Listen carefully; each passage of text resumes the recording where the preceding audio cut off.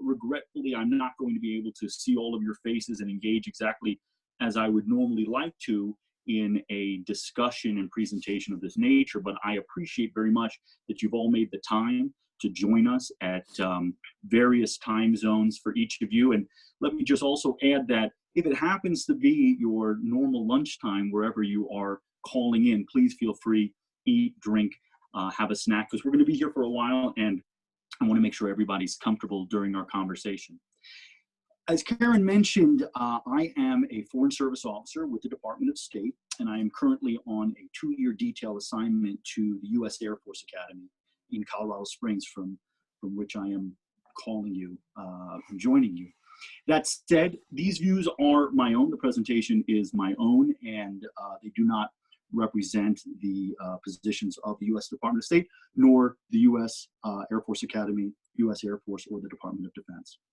So without further ado, I would like to jump into the presentation. And as Karen mentioned, while we will have time for a more back and forth engaging conversation at the end, do feel free to post or raise your hand with a question, and we'll be happy to bring that into the flow of our conversation. So let's begin with where NATO began. There is generally a bit of a misconception that NATO is exclusively designed to counter the Soviet threat that loomed at the close of World War II.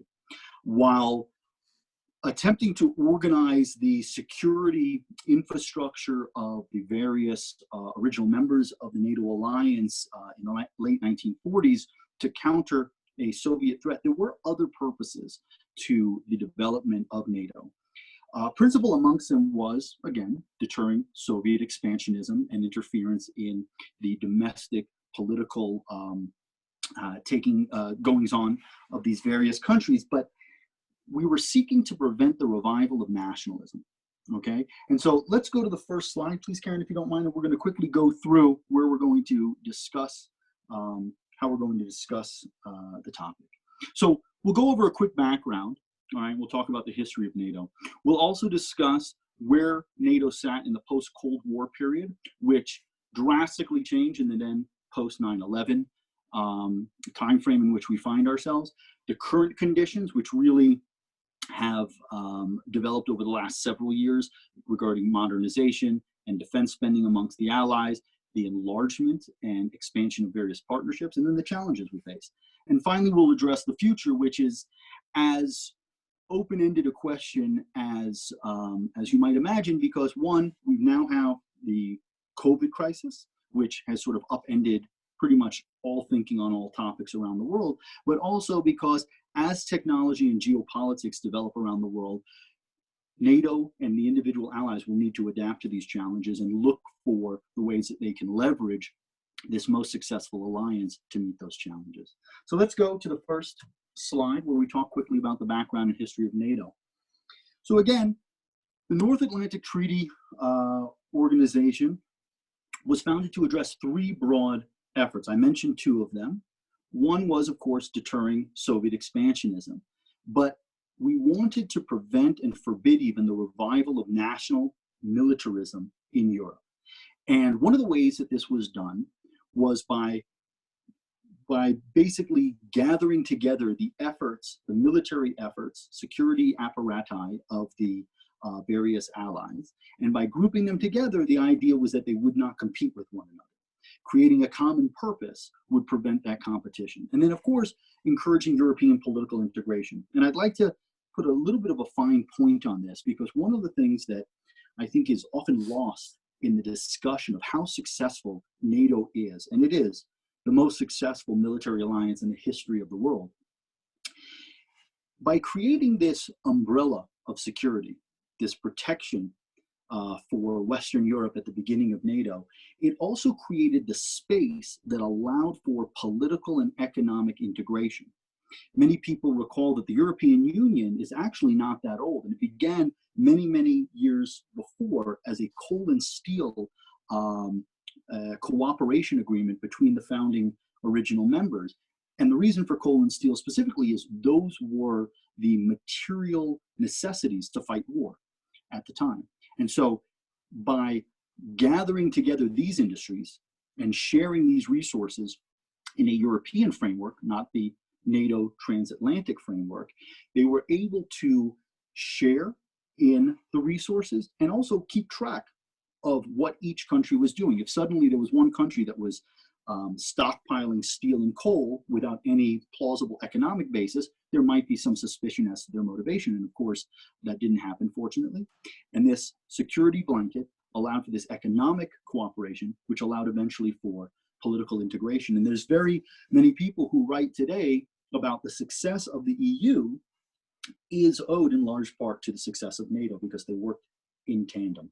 And so it's something to really think about, because today we think of the EU as a major partner in our economic and political engagement with the world as Americans, and indispensable in terms of leveraging each other's strengths. But the EU itself might not have come to be without the origins of NATO security in first Western Europe and then throughout the European continent. So I just want us to think about those three broad efforts that gave rise to NATO. And let's move on to the next slide, where we'll go a little bit more in depth. So what were the founding principles of NATO? What were they hoping to accomplish in creating this alliance? Well, one is Article 5, with which we are all intimately familiar. You hear about Article 5 all the time when you hear about NATO. It's the attack on one is an attack on all.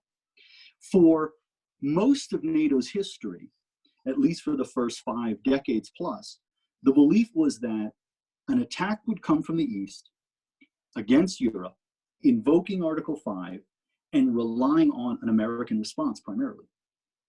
Interestingly enough, of course, the first invocation of Article 5 occurred after September 11th in response to a call by the United States on our Euro-Atlantic allies. So it's something to keep in mind, where many people talk about the different give and takes, the costs and benefits of the alliance for all members, not just the United States. But it is important to note that in the midst of these discussions of how we all leverage this alliance for our mutual defense, is that the assumption was America would come to the rescue. And in fact, America sought the invocation of Article 5 for the first time in the alliance's history.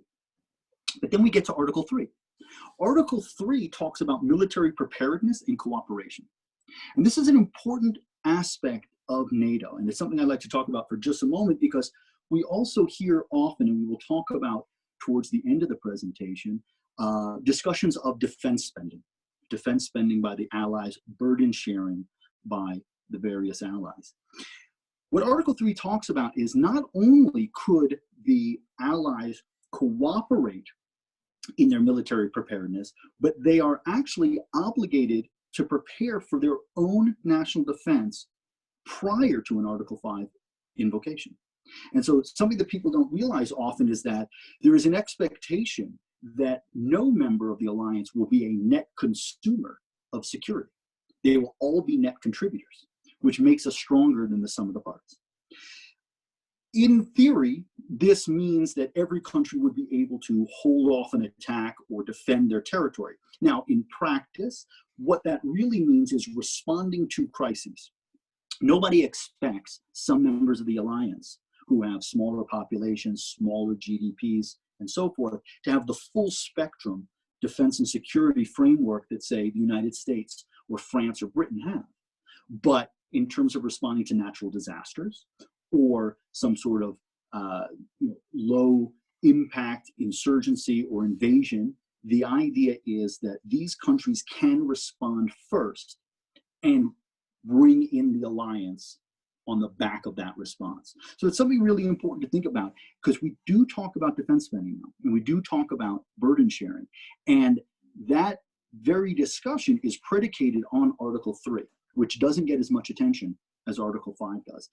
But more importantly, the idea of getting each nation prepared for its own defense under Article 3 permits and opens the door for cooperation, which means the idea that we can all supplement and complement each other's efforts, And we'll get into that a little bit more as we get into the current challenges and direction of NATO. But it's important to remember again that as we crafted the Atlantic Treaty, the idea was that this would be an alliance of the whole built on strong foundations of each individual capacity and cooperation between countries to build that capacity.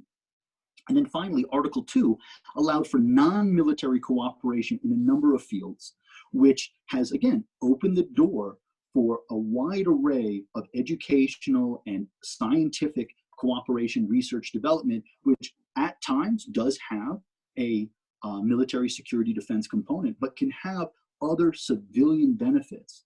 Once you build out infrastructure, highways, bridges, ports, it can have a military benefit when you're trying to provide logistics, supplies, but frankly, it also has an immediate impact on the daily lives of people and their economies and their prosperity. I just want to pause there. I did hear something, and I just want to make sure that there's not a question or anything I can address now. I don't believe so. Great.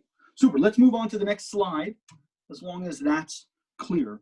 So let's talk about the membership of the alliance. Now, I mentioned earlier the idea that the security umbrella of the NATO alliance allowed for the political integration and the economic integration of Europe.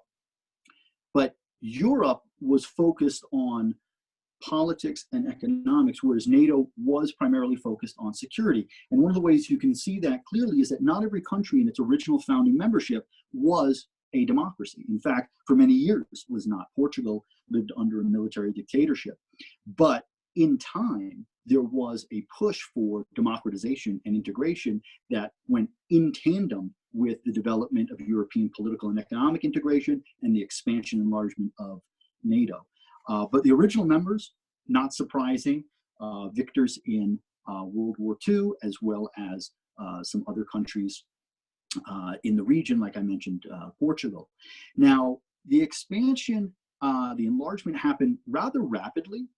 Greece and Turkey were brought in a few short years later. That was to help protect the southeastern flank, the eastern Mediterranean, and of course, to provide that space to protect those countries from Soviet aggression, both politically as well as militarily. West Germany was brought into the alliance as it started to reform itself and begin to develop the institutions that would allow for the post-war recovery and eventually leadership on the continent. Spain, after the end of the Franco dictatorship, also was brought into the alliance.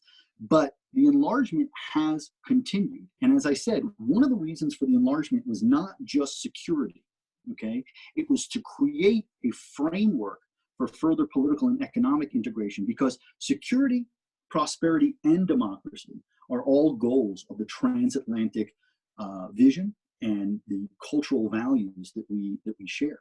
So this is just a quick timeline of the early stages of enlargement, but we can move on to the post-Cold War and explore quickly some of the expansions that took place. So first, you had the Yugoslav conflict, you had the Caucasus, and these revealed a severe power vacuum. Once the Soviet Union fell, you had the development of independence movements in places that had either been subjugated by the Soviet Union, or in the case of Yugoslavia, these pan-national political entities that sought to go their own way for a variety of reasons, and there are experts who can speak to the causes of those. But overall, once that outside force was removed, there was conflict, and the question was, who can come in to prevent this conflict in Europe or on the doorstep of Europe? And of course, the idea was NATO was the most logical actor. Frankly, the idea was NATO was seeking to create and maintain peace in Europe. Conflict on its doorstep obviously required a response. And so NATO, most famously engaging in Kosovo, but also, of course, all the other conflicts in the former Yugoslavia, Bosnia, etc., came in and acted to stop violence, stop these conflicts, create a political solution to them, and as we'll see moving forward in this timeline, open the door for the Western Balkans at a minimum, and even Caucasus states, to move towards greater integration with the Euro-Atlantic world. So immediately after the fall of the Soviet Union, you saw some countries rush to join the NATO alliance. So the Czech Republic, Hungary, and Poland. All right. Shortly thereafter, Bulgaria, where I previously served, and the Baltic states, Romania, Slovakia, and Slovenia. And then more recently, in the last decade plus, you had Albania and Croatia, again, Western Balkans, Croatia, former Yugoslavia, Montenegro as well. And just recently this year, the membership of the Republic of North Macedonia, which was a major achievement, which really brings us back to the conversation of the tandem relationship between the European project and the NATO alliance, because without the work of our European partners to resolve some of the issues between North Macedonia and Greece, there would have been a veto on North Macedonia's membership. And so there was a lot of important political efforts made by the United States, absolutely, and our European allies to find a resolution to bring North Macedonia into the alliance and further along the path towards full Euro-Atlantic integration. I would also add, by the way, that if memory serves, I think it was 2008. In 2008, there was an invitation made to Ukraine and Georgia to join the alliance at some future date and to set up a path for that end state. And there's also talks about a membership plan for Bosnia and Herzegovina.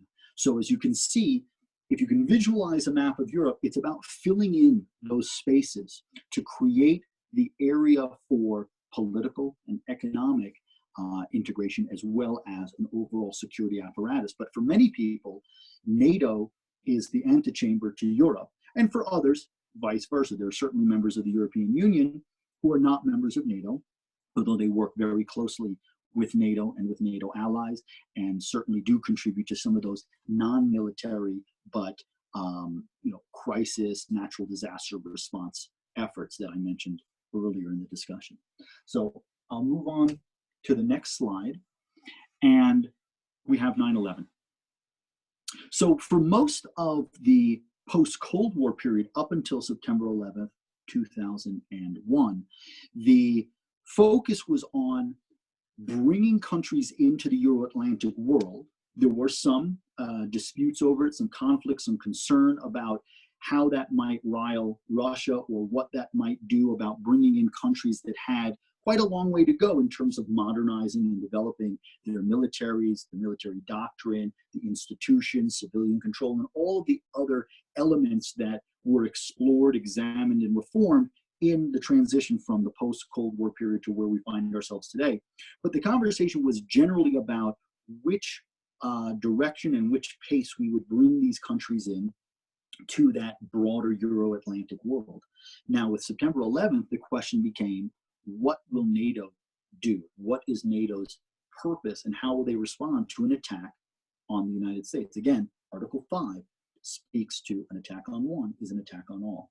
And so NATO took over command and coordination of what was known as ISAF, the International Security Assistance Force in Afghanistan. Now, when I was in Afghanistan, there was a transition from ISAF to what's known as the Resolute Support Mission, the train, advise, and assist component of what was previously more of a kinetic engagement against the Taliban. But for all of that time, I worked very closely with my NATO allies. And in fact, there was a great deal of symbiosis going on between our mission at the U.S. Embassy and the NATO mission at ISAF. Principally, we were looking at what's known as a SOFA, a Status of Forces Agreement, which would allow U.S. and NATO forces to remain in the country with legal protections and certain doctrines and rules of the road for conduct, and how we would support the Afghan National Security and Defense Forces. And NATO and the embassy worked hand in glove to make sure that we were able to provide the greatest support to the Afghan security and defense forces, whilst protecting our individual men and women in uniform who would be on the ground doing the train, advise, and assist mission. But again, it was NATO that took on this significant role. Again, the United States had a major role to play, had a large footprint, had its own had its own chains of command through the embassy and other formats. But at the same time, again, NATO came in to help with the International Security Assistance Force and make sure that this first major mission outside of theater, again, the idea originally was, one, Soviet aggression within Europe and a fear of invasion. And yet here was an Article 5 invocation on behalf of an attack on the United States, responding to an action outside of the European theater. So it's an interesting intellectual exercise to think about how such a successful alliance and such a powerful force for good in the world can have unintended and quite positive applications outside of the realm of the original vision of its founders and its growing membership. And so one thing that I always remind people about NATO when I discuss this alliance is we don't know on September 10th, 2001, what and how NATO is going to be used, but we've already seen its use in this very unexpected way. And so we should cherish the fact that it was able to rise to the occasion, able to live out its mandate to protect all the members of the alliance and act in concert with one another. I would also add, by the way, that the enlargement of NATO also does reflect some of the membership in the NATO Command and Coordination of the ISAF mission, because the North Macedonian military was present in Afghanistan years before they joined NATO. And Bulgaria, for example, has been on the ground and continues to be on the ground in the KFOR mission, which continues to ensure stability and security in Kosovo. And so you have a number of countries that merely the aspiration to join NATO has focused their energies and lives and treasure in many cases towards these international security, peace, and stability operations on behalf of these global missions. So it is a pretty remarkable organization that has lasted so long, to think that it inspires action, positive action, by aspirant countries who have no guarantee of future membership, and yet they rise to the occasion to join these efforts. And of course, the demonstration of their capabilities, bravery, and commitment to these values, of course, helps in the process of their membership.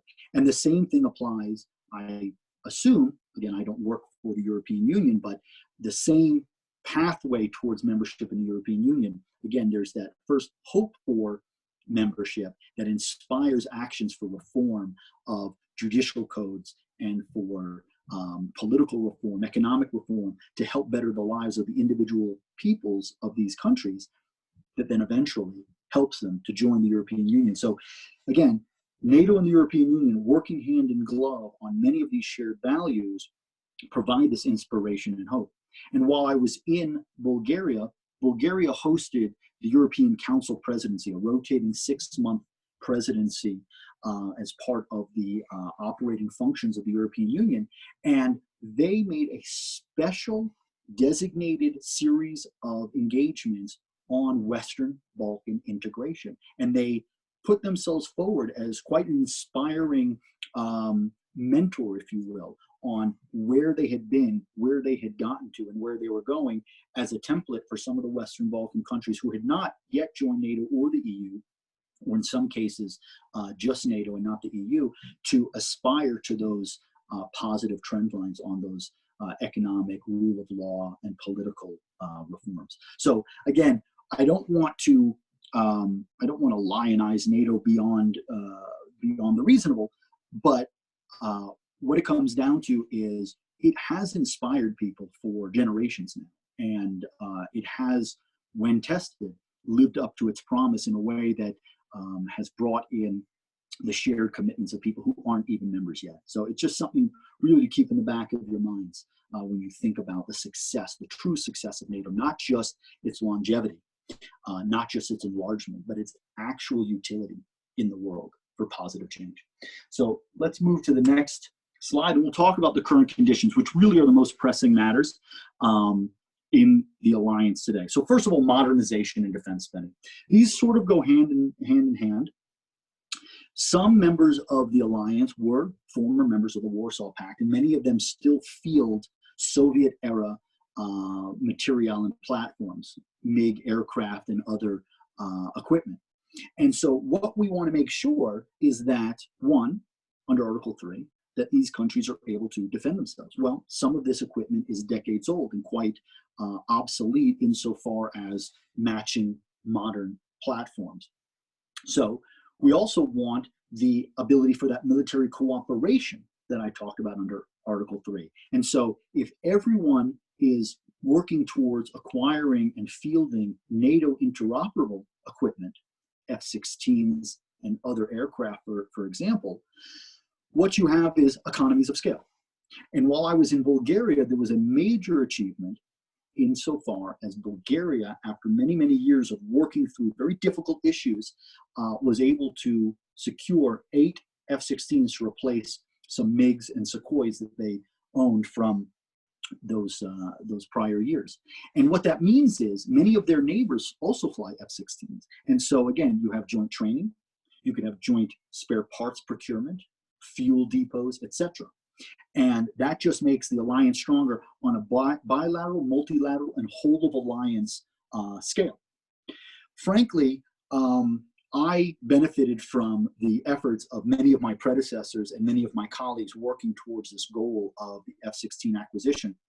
But once that happened, the train has left the station, and Bulgaria is already talking about securing a second tranche of F-16s to build out their air force. The issue is, one, the maintenance of MiGs or other aircraft from the Warsaw Pact era requires spare parts maintenance and other resources from Russia, which means a pipeline of funding and dependence on Russia. So modernization is key, not just for building capacity, but for shifting in a whole of country fashion towards the Western alliance and away from this dependence on Russia. More importantly, the countries made a commitment in Wales and Warsaw in 2014 and 2016 to meet 2% of GDP spending on defense by 2024.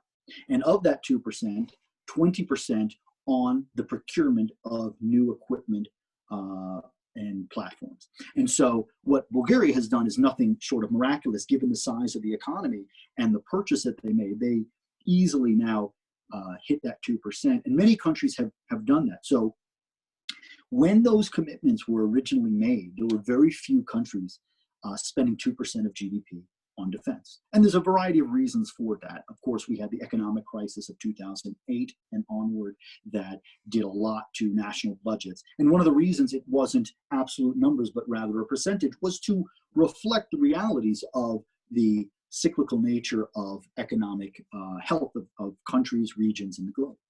But the defense spending targets have taken on an almost, how to describe it, an almost sort of like missionary zeal amongst many of the countries. And even General Secretary Stoltenberg mentioned the other day that the countries have increased the percentage of their defense spending now 4 years in a row. This began, this push for increased defense spending and meeting the Wales and Warsaw commitments began under President Obama and Secretary Gates. It continues under President Trump and Secretary Espers. And frankly, the achievements of many countries, all right, are somewhat miraculous. You've had, in that time span, right, you've had some economic crises in Europe. You've had migration crisis in Europe that strained a lot of resources in those countries. And you even have now COVID-19, and that will present some challenges in the future, which we'll talk about. But where you went from a handful of countries having met or exceeded the 2% target to over a dozen, to now a majority of the alliance having a credible plan to reach the 2% threshold by the 2024 deadline, is quite miraculous. And the return on investment is tremendous as well, because one, newer aircraft, newer vehicles, newer ships are, one, easier to maintain, are maintained through more reliable supply chains, not reliant on Russia for example. And again, the economies of scale allow for greater cooperation, greater partnership between neighboring countries. It won't always require the US to come in to do a training exercise, the US to come in to do an air policing exercise. Right now, Bulgaria is set to take delivery of F-16s. Well, Croatia, Romania, Greece, Turkey, to name a few of its nearest neighbors, are all flying F-16s, and they can do training exercises together. And it's quite an impressive thing to watch. I was there when Bulgaria, Hungary, and Romania hosted Sabre Guardian 17, and it was a massive military exercise that brought together over 20 different allies and partners, and nearly 25,000 military personnel from those countries.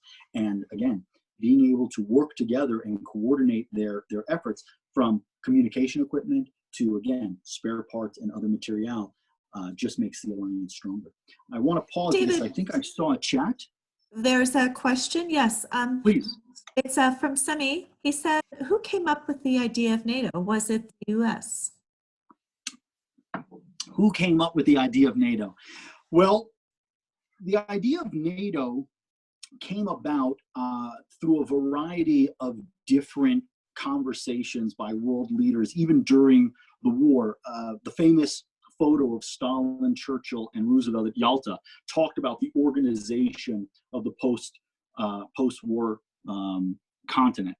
And there was certainly thinking then about what was needed to do to prevent another outbreak. Remember, this was of the generation that had witnessed what was believed to be the war to end all wars in World War I.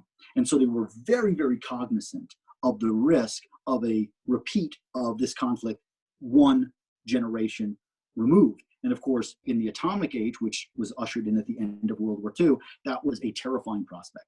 And so you had thinkers all over the Euro-Atlantic world thinking of ways to prevent this crisis from happening. And again, it happened in multiple tracks, right? The replacement of the League of Nations with the United Nations was part of the thinking of how to prevent the problems that plagued that organization. Many people don't realize the League of Nations was legally in existence until 1947 and was replaced by the United Nations. And so the idea was, how could a permanent defense apparatus be created to prevent the rise of, again, competitive nationalism, militaristic nationalism, and to prevent the perceived and anticipated aggression from Russia? Because, again, Winston Churchill gave the famous speech, the Iron Curtain speech, when he traveled to Missouri, and he saw clearly the threat that the Soviet Union posed. So it was a collection of thinkers. It was a collection of thinkers, and it came from a variety of sources. Again, there's a famous George Kennan was a U.S. diplomat. I don't want us to take credit for everything, but George Kennan wrote what was known as the Long Telegram. And in the days of telegrams, wrote back an analysis of the Soviet Union, its psychology, its cultural, social, political construction, and its view towards the world, and basically described it as having a almost fanatical attempt at expansion, and how containment had to be put into place. That was George Kennan who helped frame the containment, and then later, as that was translated into the domino theory of response to Soviet aggression. And so all of these came in together to help give life to the NATO alliance. Now, I will add, one of the reasons that Portugal may have been added, because again, it's not geostrategically on the front line at the time, not a participant in World War II. Actually, just as an aside, the United Kingdom and Portugal have the longest lasting operational peace treaty and alliance defense agreement in the history of the world, as far as I'm aware. And so that might be one of the reasons why they were brought in, because of the framework of the UK-Portuguese agreement. So okay, I hope that's helpful. I have another question from Maria. Please, absolutely. Why didn't European countries under NATO handle wars and genocide nearly as much as the US? I am thinking of Clinton's intervention in the Balkans. Well, I mean, the amount of ink that was spilled then and since then is interesting. One of the issues is capacity. Okay, we just have the ability to project power and to create the logistical supply chains necessary to sustain operations far from our shores much better than many countries in the world, even those countries that are closer and still quite capable. And so that's one aspect of it. The second aspect of it always has to do with political will and the idea that it was difficult to get a decision to engage and intervene in the post-Yugoslav disintegration, if you will, without US leadership. This was the very end of the Cold War.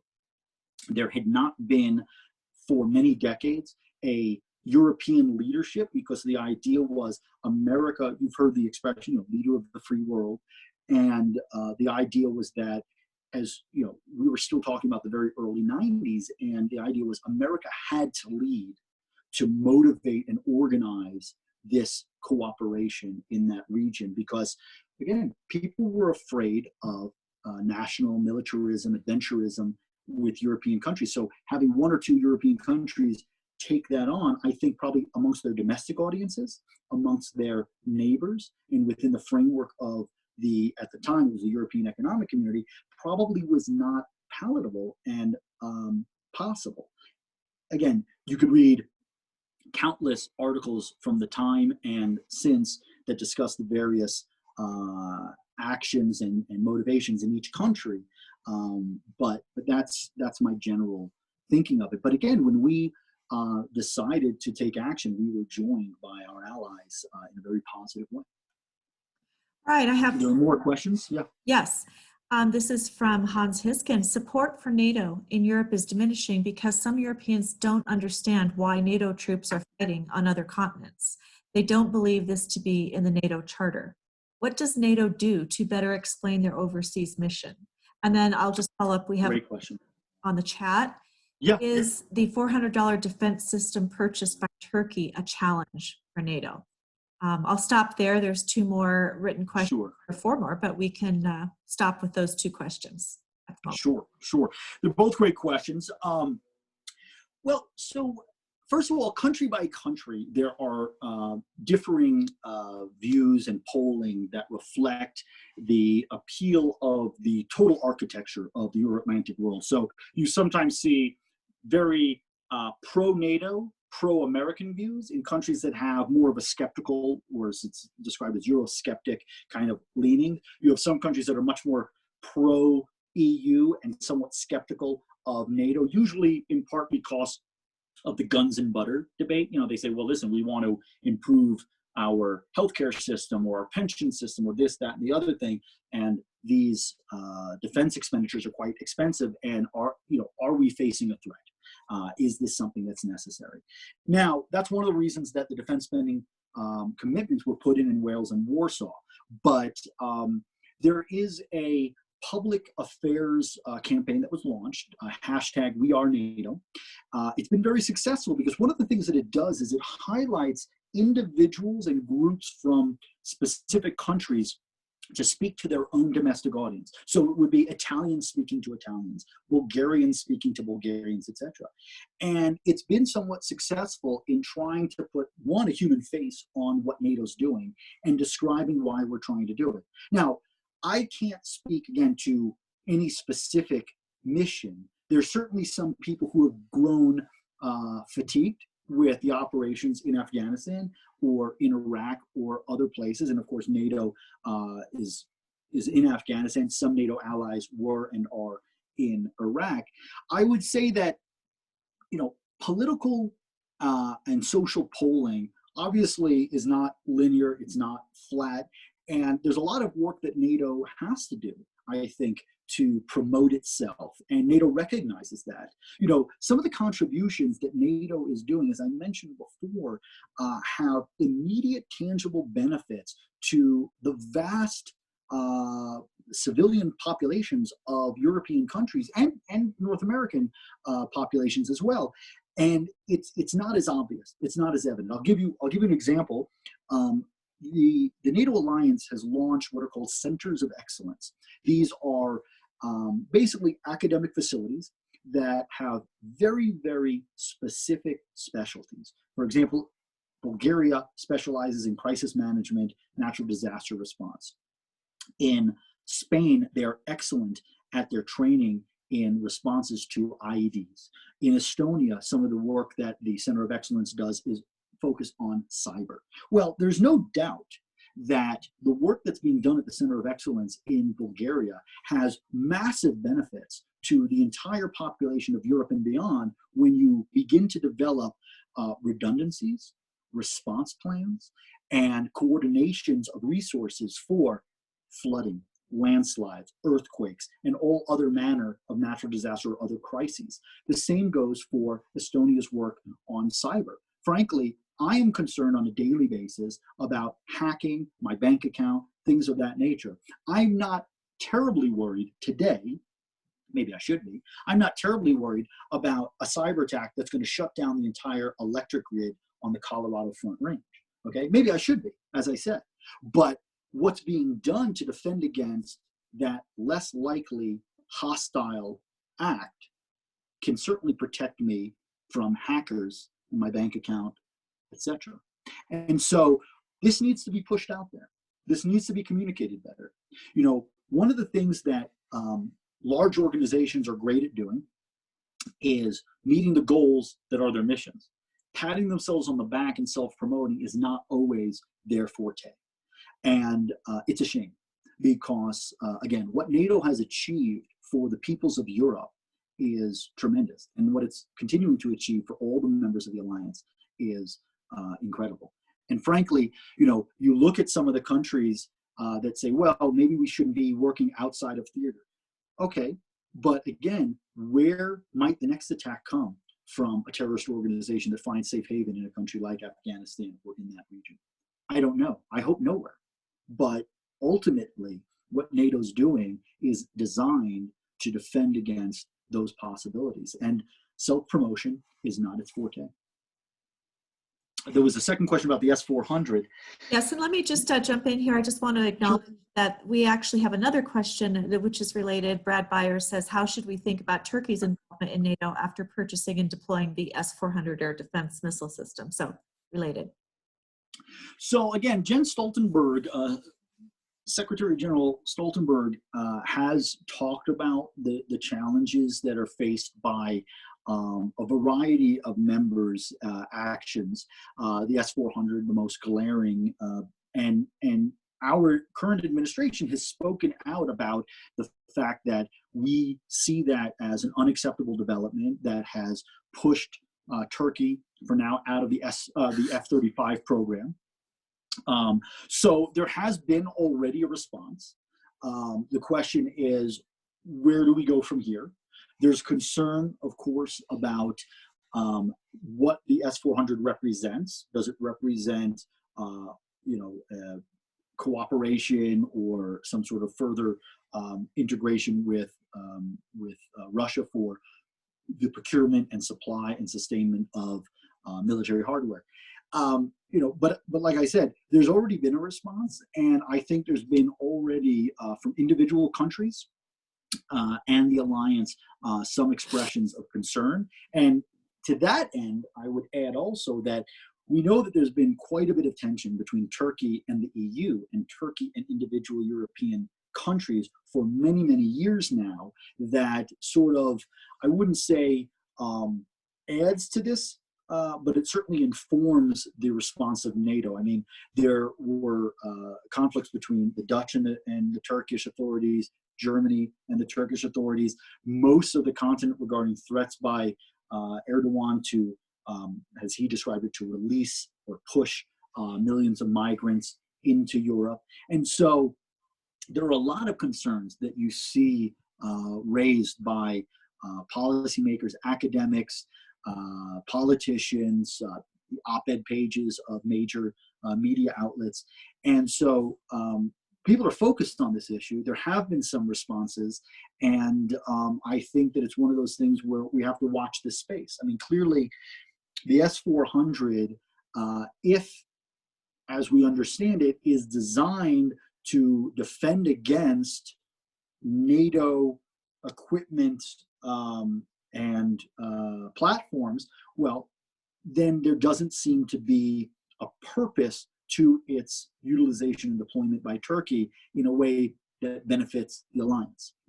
And so there's going to have to be a lot of deliberations on that. And I think that, you know, you've heard conversations about, you know, NATO and EU responses to countries regarding democratic governance and their current domestic political conditions.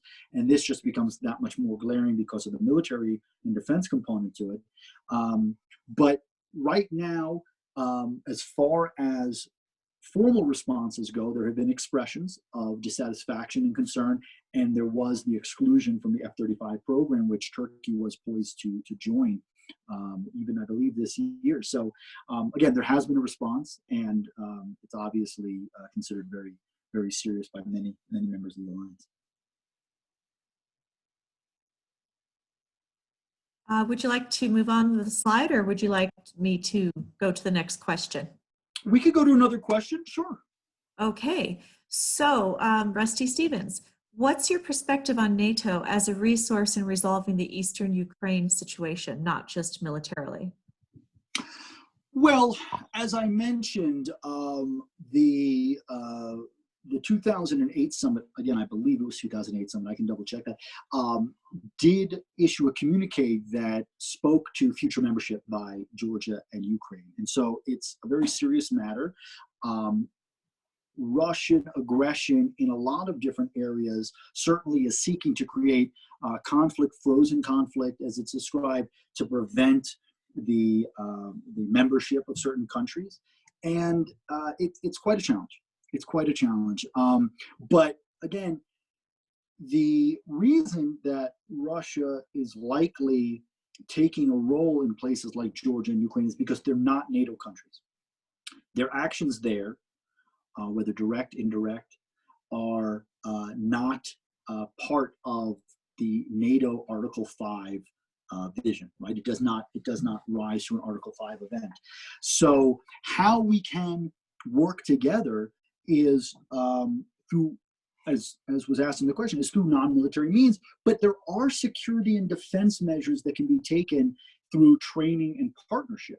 So for example, there is a air defense exercise that's carried out every other year in northern Bulgaria. It's called Shabla, and Ukraine participates. Ukraine, Serbia, Bulgaria, the United States, and some others participate. We cooperate in this.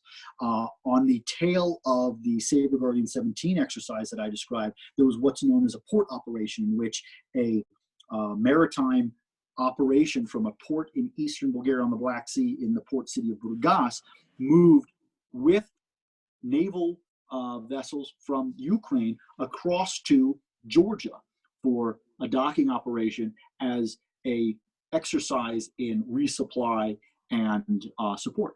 So these exercises exist, these operations exist, and the ability to help promote their capacity through these exercises far short of NATO involvement on the ground in Ukraine is absolutely taking place already. Ukraine's a very capable country. If you look at the history of that conflict, they had a very limited military capacity, and yet they scaled up their military industry to be able to respond to the challenges of what's happening in eastern Ukraine. And of course, in recent years, the Trump administration has provided a great deal of what's known as lethal aid. Now, this is just media headlines and describing different types of aid. They like to use fancy words, but we have provided Javelin anti-tank weapons, and you can research that. And there's been financial support by a number of European countries who are NATO allies. And so there's a whole spectrum of ways that we're supporting our partners around the world through training, through capacity building, and through other means of support. All right, let me go to the next question. Joanne in Baghdad. NATO has a mission in Iraq to work at the ministerial level and is considering expanding its role. What do you think of a NATO role in the world more broadly? That's well beyond my pay grade. But what I would say is NATO already has a large global presence. As I mentioned, many aspirant countries have looked to NATO as a as a template for the modernization and reforms that are necessary. Bulgaria, for example, and I don't mean to keep going back to it, I just happen to have more data points on that than other countries, but used to have a massive military that was well beyond its needs. And so some of those reforms went to conscription to a professionalized army, to training operations around the world, to exercises that professionalize that military. And that was, again, in the lead up to NATO membership. The United States has something called the State Partnership Program, in which after the fall of the Soviet Union, individual state national guards partnered with different countries. Tennessee is Bulgaria's partner, for example.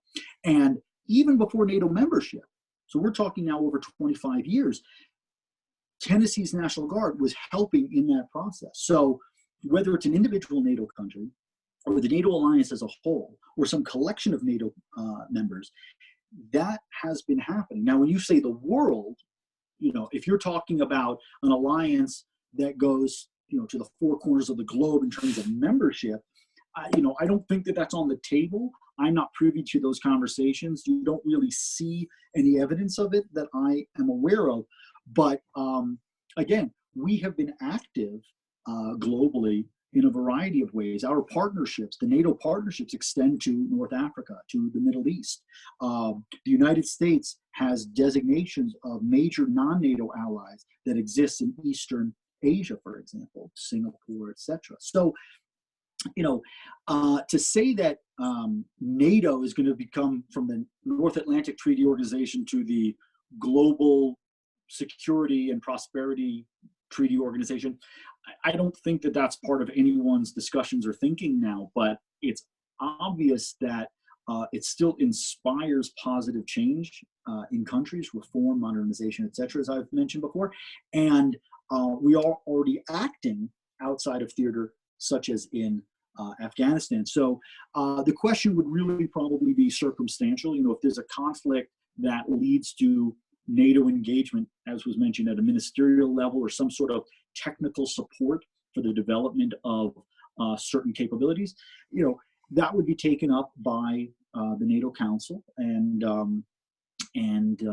discussed. But you know, as far as it becoming a global alliance, I'm not aware of any serious discussion on that topic in that direction. All right, AF in Cincinnati. How do you interpret French President Emmanuel Macron's comments in November 2019 that NATO was, I quote, brain dead, unquote? Well, I would refer obviously to the French president's office, to NATO, and to others who responded to that. You know, comments are made about all manner of human institutions that sometimes reflect broad analysis, sometimes a narrow topic, sometimes they're ephemeral based on passing conditions. So, you know, I'm not sure, but I would refer obviously to the French presidency on clarifying and elaborating on those comments. What I would say though is that you know, the countries that make up NATO are democracies, and so they have domestic audiences, all right? And within the European Union, they have a continental-wide framework of audiences. So there's any number of reasons for specific language, critique, et cetera, to be applied to any number of issues. One thing I would say, though, is when you're talking about NATO, all right, one of the things that people tend to harp upon that I tried to disabuse everybody of at the beginning was that it was merely designed to stop Russian aggression, right?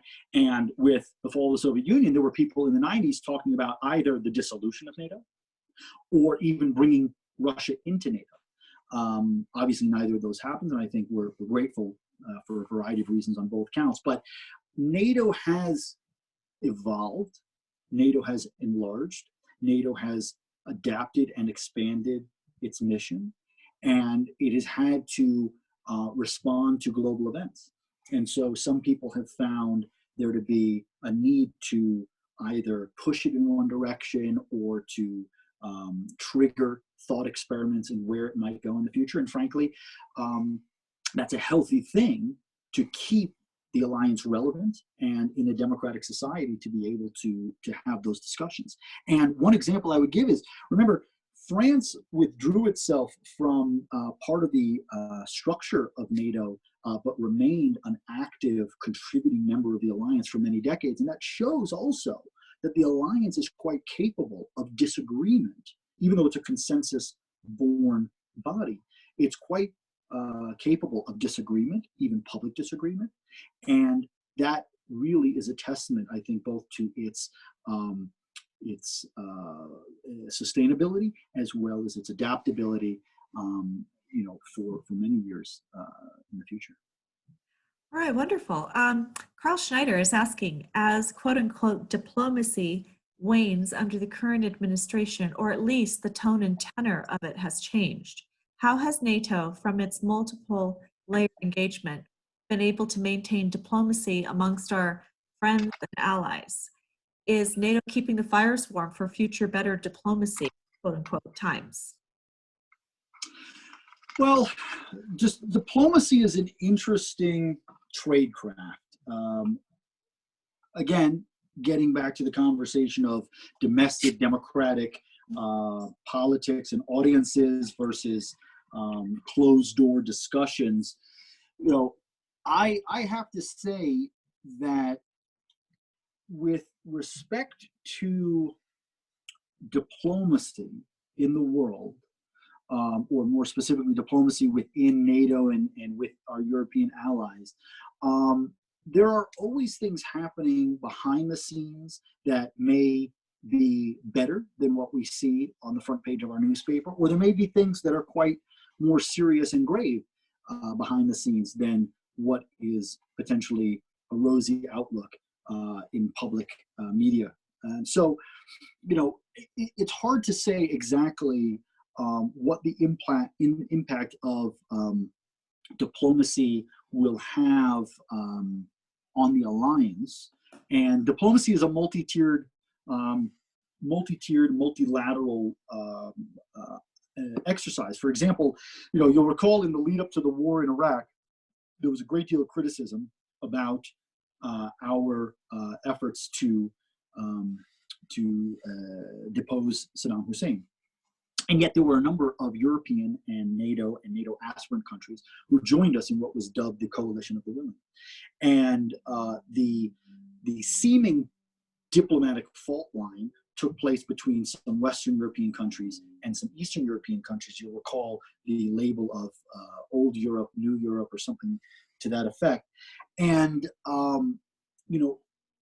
we have an extraordinary long-term, deep and broad relationship with our European allies, non-NATO partners within the European Union, and non-NATO partners beyond the alliance. And some of these disagreements and some of the cooperation that we see, again, publicly or privately, are built on a multi-generational framework of cooperation and trust.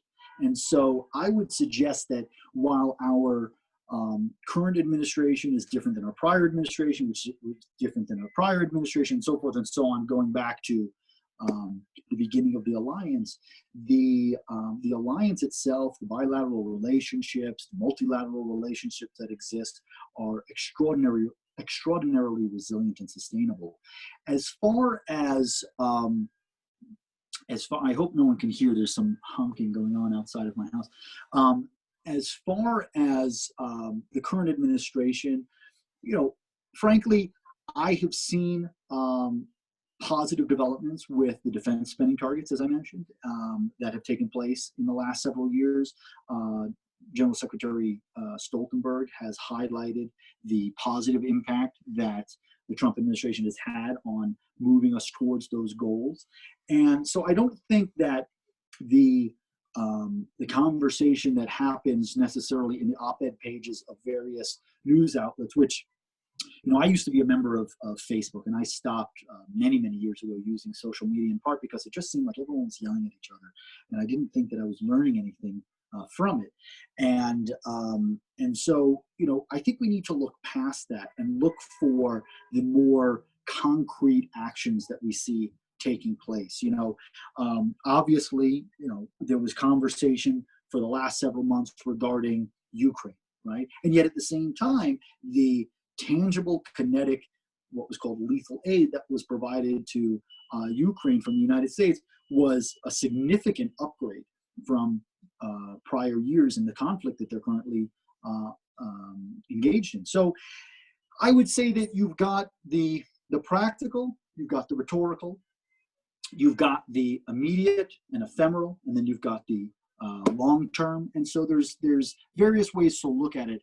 Again, my relationship with my counterparts in the Bulgarian Ministry of Defense and Bulgarian Ministry of Foreign Affairs, for example, was extremely, extremely cooperative and cordial. And I was impressed all the time by the capacity and contributions that they were able to bring to the table. Again, smaller country with smaller pool of resources on which to draw, but diplomacy continues, and diplomacy often happens in strange ways and a lot of times behind the scenes on these personal relationships that are built to advance these mutual goals. The form is not as important always as the substance, but everyone has a different opinion on that topic. You have some people that argue that what could be a short-term gain could be a long-term harm, what could be short-term harm could lead to long-term benefits. All very difficult to really guess at when you're looking at long-term horizons in a narrow election cycle. But again, we have persevered and we continue to persevere. And my relationship, again, with my counterparts in NATO countries has been phenomenal. From Hans Hisken, many European NATO members are at best 50% operational when it comes to tanks, fighter planes, and ships. Shouldn't this be a concern? And what is being done about it? Where is the 2% of GDP being spent, if not on maintenance? Well, it's an excellent question, and it's one of the reasons that the Wales and Warsaw commitments were articulated in the first place. As I mentioned, of that 2%, 20%, and trust me, I hate doing math as much as many of you probably, but the 20% of the 2% is supposed to be spent on procurement of equipment, tanks, planes, etc. The target date is 2024, okay? And in that time, there were countries digging out of the economic crisis of 07, 8, 9, 10. There were countries that were impacted by the social and economic costs of the migrant wave, 2015, 16, thereabouts. And so the goal is for these monies to be spent in exactly the direction you're talking about. It will take some time. And there's a difference between spending money and the actual delivery and the operational deployment of these platforms. But that is the idea behind the commitment. And again, this is a multi-administration bilateral effort. President Obama and President Trump have the same message on meeting defense spending. Secretary Gates, Secretary Espers have the same message on meeting that burden sharing. And the fact of the matter is, as Secretary General Stoltenberg said, over the last 4 years or so, the amount of defense spending has skyrocketed by several hundreds of billions of dollars within the alliance. Now, you can make the argument that you can't make up for monies not spent previously. Sure, true. But we're here, we're now, we're moving in the right direction. We started, again, at a handful of countries that were meeting or exceeding that target, and now we are in the multiple, well, not multiple dozens, but we are well in excess of a dozen countries, and nearly the whole alliance has presented what is known as a credible plan, as certified by NATO, to reach that goal in the next several years. So I think it's a positive thing. And one of the reasons for that 20% was, you could just hire a bunch of people and put them in uniform and say you've hit the 2%, but that's not going to create that Article 3 self-defense and cooperation for the eventual, hopefully never needed again, Article 5 invocation. So the 2% is critical, but the 20% of that 2%, I think, is the most salient in response to the question that was raised, and that's part of that plan.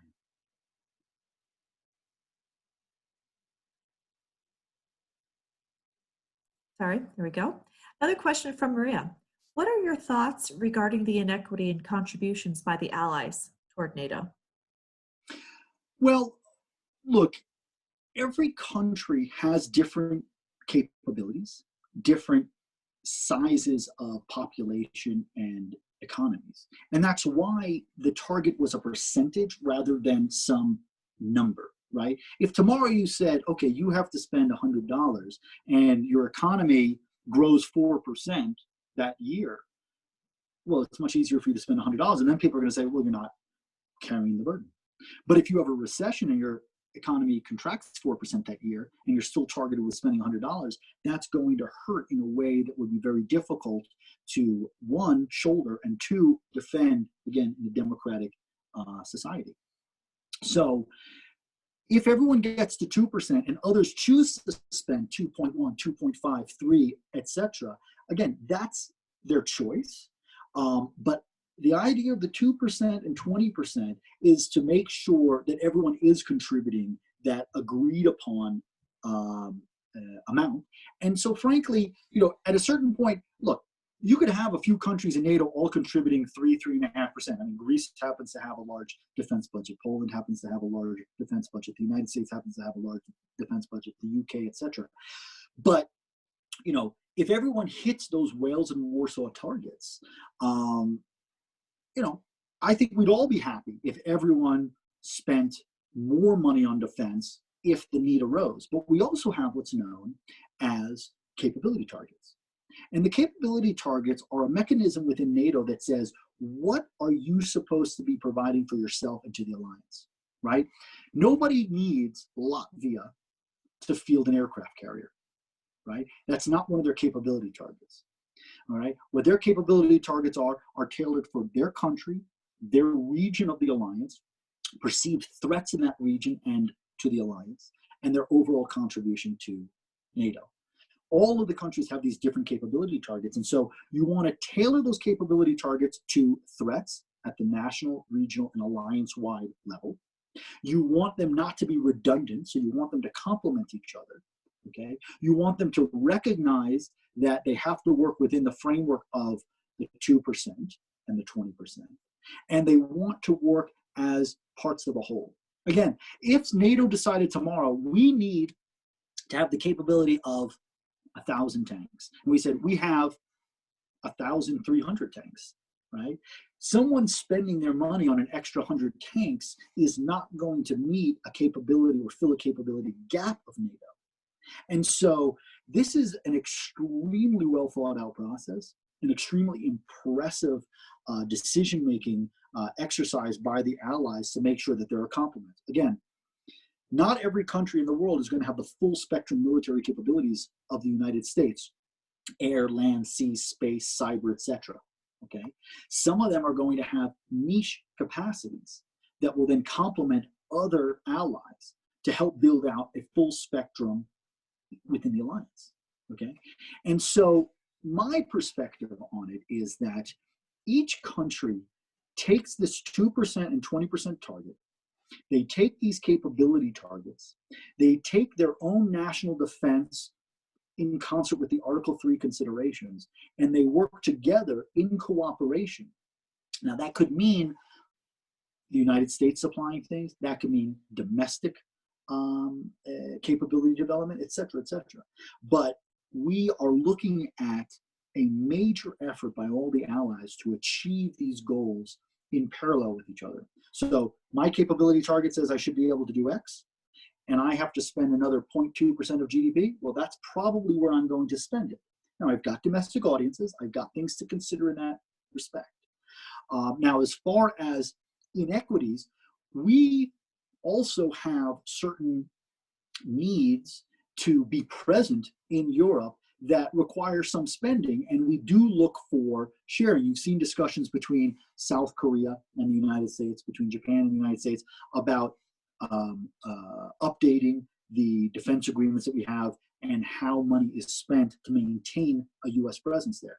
And that's an ongoing conversation, but that's an ongoing conversation that's been happening for decades. And with respect to NATO, once you get to that 2% and 20% target, I think it makes that conversation a lot easier to have, but it's all within that framework of the capability targets and the Wales and Warsaw commitments that I think help us all speak from the same vocabulary. And I think we're moving in a very positive direction. All right, from Wayne Artis. What is the current status of Serbian/NATO relations? Do you see potential for increased cooperation? Well, so when you look at the Western Balkans and you talk about filling in the map, as I mentioned earlier, Serbia does stand out as a challenge. For one, they are a close Russian ally. For another, they obviously still maintain a number of outstanding issues regarding Kosovo, and NATO had a major role to play in Kosovo's independence. That said, there are a number of European and even NATO and European countries that do not recognize the independence of Kosovo. So it's a very complex issue. And but at the same time, as I mentioned, Serbia participated in the Shabla air defense exercises that took place in northeastern Bulgaria a few years ago, and there are some levels of cooperation. The politics of the Balkans are incredibly complex. The cause of conflict in Europe that have stemmed from there, if you've ever read the book Balkan Ghosts, if you've ever read The Peace to End All Peace, different books that explore the causes and the conditions of politics, culture, society, and history in the Balkan region. It's fascinating. It's a beloved region of mine. I enjoyed living there, traveling there. I spent a great deal of time in many of the countries in the region, and it's really it is a challenge because as each country sees itself moving in one direction or the other, you're not going to be able to herd them all in one direction simultaneously. And there will be a need for a domestic clamor for a change in the direction of Serbia's relationship with Russia and with the Euro-Atlantic Alliance. What I can say is I have seen many academics and policymakers comment on the fact that it could be one of these situations in which the EU happens first, NATO happens eventually, because there is a great deal of lingering feelings towards NATO, towards Kosovo, towards the United States regarding that conflict. When you go to Belgrade, in front of the parliament, there is a banner listing a number of photographs, hundreds of people who died in that conflict. And there is language and messaging that blames Albania, or Albanians, I believe, and NATO. And so there's scar tissue, and it's a challenge. It's a challenge. I would point, though, to the fact that our relationship with Vietnam is markedly different than our relationship with that country from just a generation or two earlier.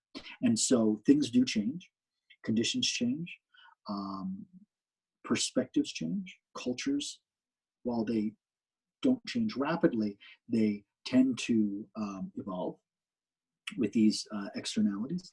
And my personal opinion is that Serbia is a country that does not wish any ill will or hostility towards the European Union, towards the NATO Alliance, but there's that outstanding issue regarding Kosovo, and so that's going to be a sticking point. They do have a close relationship with Russia. There are historical, religious, cultural, linguistic ties to Russia, and that's present. That's reality, and it's certainly something worth watching. I would suggest, though, that the desire to be part of Europe, whatever that means. I mean, Switzerland is very much part of Europe, even though they're not part of the European Union, for example.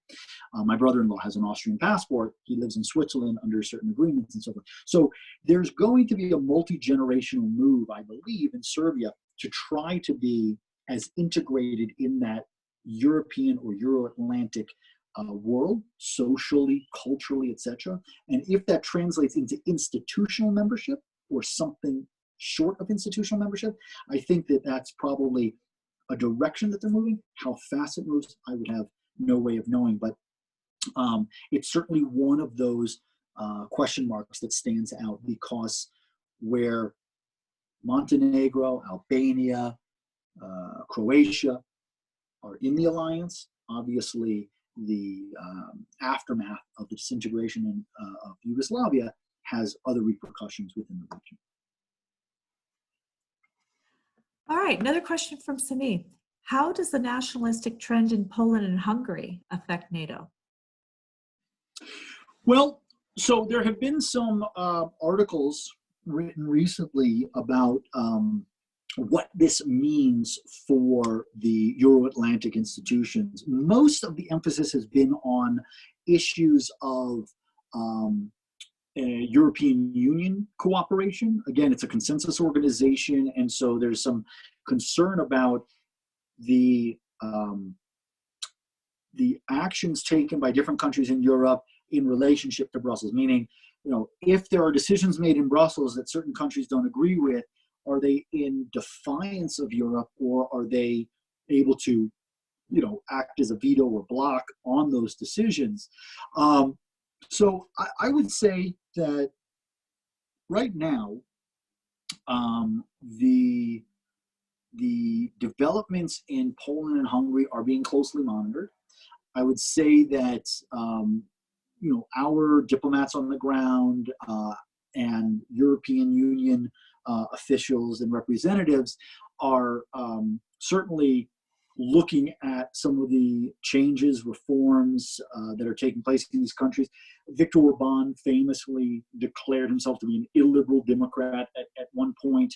But, you know, the issue really stands at, you know, how the actions taken by different countries manifest themselves. So, for example, if the decision is taken to amend a law that seems to limit the number of media outlets versus controlling or affecting the messaging of media outlets, they seem like two sides of the same coin, but they are different for practical purposes.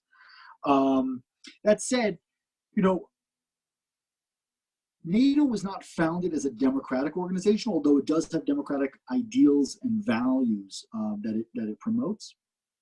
Again, one of the things it should be most proud of is helping to create the space for the democratic and political integration and development of Europe. But Poland and Hungary are having their issues with Brussels, and for now, I think it really seems to be a EU matter. There are countries within Europe that seem to be, I would say, a bit disheartened by some of the legal changes that have been taking place there. There are some countries that don't seem to be bothered by them. There is a sort of coalition of countries that feel that they're able to stand with one another against what they see as a democracy deficit or a sovereignty encroachment by Brussels. So it's a little bit more complicated, I think, than just saying Poland and Hungary have done a few things that we would not consider to be you know, preferable in our political system. But again, we're all individual countries. We're all democratic countries. And, but at the same time, from their country's perspective, they're saying to themselves, we don't want to be told by Brussels what to do across the board. For example, during the migration crisis, Hungary and Poland said, listen, you know, we were under the Nazis, we were under the communists, we want to be able to chart our own course, and we don't want to be told that we have to take in different peoples from different places en masse just because of decisions made in Brussels. Again, it's more seemingly an EU issue right now than anything else. But you know, that could change. That could certainly change. But I think right now it's more or less an EU issue. All right, I think we have got through all the questions for the moment. Shall we continue? Do you have more slides? Well, let's just look at, again, the enlargement and partnership. I just want to draw attention to quickly because, again, NATO has continued to add new members, again, most recently this year with the Republic of North Macedonia. We do forge partnerships with other non-NATO countries that I think are invaluable, and it gets that earlier point about helping countries like Ukraine. And I would suggest, if anyone's interested in looking at the full spectrum of partnerships, NATO has a wonderful map on their website that shows it's color-coded. And so you've got different initiatives in the Mediterranean, different initiatives in the Caucasus, and so forth. And I think it's an incredible format, because it also brings together countries that might not otherwise cooperate, not necessarily that they're hostile towards each other, but they just might not either have the capacity to do so, or they might not even just think to do so. And so it brings some people into exercises and other capacity building that I think, again, getting to another question about going beyond NATO in a more global sense, helps to bring neighbors together and say, hey, listen, these are three countries that, hey, have you ever thought about operating some coastal monitoring operation? Let's work together and bring out some maritime exercises to your waters, and let's get some communication and cooperation. And that could be a seed that continues to grow well outside of any significant investment by NATO or individual allies. So it's something just to think about, a very positive contribution of NATO. And then we get to challenges. Again, I don't want to repeat everything that Secretary General Stoltenberg said, but he identified a number of challenges: growing capacity and activity by China, by Russia, the threat of terrorism, of course. I don't think many people have had a chance yet to look at the impact of biological challenges in the context of COVID, but there have been a lot of medical and bio research programs under the auspices of NATO that have existed for many, many years. And so that's extremely helpful to know that it was already in place before this outbreak, and will certainly receive added attention and, I would imagine, added resources to address these future challenges. So let's look to the next slide on the future. I think that that speaks volumes. The question of the future of NATO is an open one, okay? Nobody on September 10, 2001 thought that NATO would be utilized in Afghanistan in response to an attack on the United States for the first invocation of Article 5. So what is the future of NATO?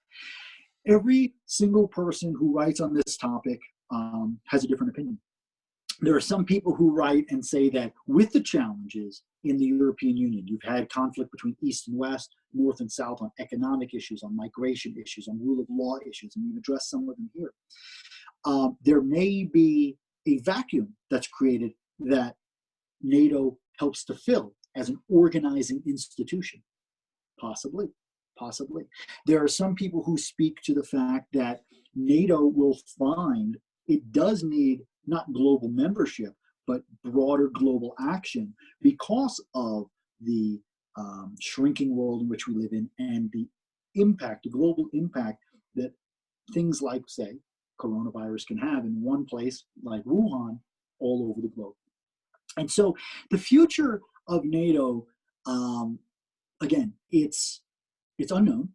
There are writers and thinkers who are trying to craft that course. One future, one obvious future, is enlargement in the Western Balkans, I think, for sure. Whether that goes beyond in the near future, well, it was a slow process to get us to where we are now from the fall of the Soviet Union, and even a slow process to get us to where we were in the 1990s from the 1940s. But I would say that the future of NATO is assuredly bright, because the indispensable need for this alliance, I think, is obvious to all. And where and when that does fall short in terms of that self-promotion that we discussed, quite frankly, I think that there's every opportunity to do this sort of outreach to explain to people how they have already benefited and how they can benefit. And it's just a matter of utilizing the resources necessary to do it. But nothing like NATO has ever existed in the world. And the positive benefits of NATO to each individual member, to the safety, security, and prosperity of Europe, again, creating that space that allowed for that political and economic integration that led to the current European Union, I think is obvious to all. Now, if we find ourselves challenged by something that is, again, totally unexpected, okay, we can revisit this space. Will NATO meet the challenge of an armada of alien invaders? Hard to say, hard to say. But I will say that whether it's helping non-NATO nations, say, defend their sovereignty and protect themselves in the South China Sea or in the Caucasus or in other parts of the world, and that could mean in terms of cyber or in terms of physical space, the reality is NATO is well poised to meet those challenges. These centers of excellence I mentioned earlier are designed to have that fine-tuned, laser-like focus on specific challenges that can then be scaled and brought to bear. And so I think to imagine that we will predict everything about the future of NATO or the challenges they will face 10, 20, 30 years from now, that's impossible. But to say that we will have the resources that can be directed towards those challenges and not only justify the continuation of NATO, but to celebrate the continuation of NATO, I think is self-evident. And, you know, I'm a big NATO booster. I am a big supporter of Euro-Atlantic security and the many, many different alliances that the United States has throughout the world.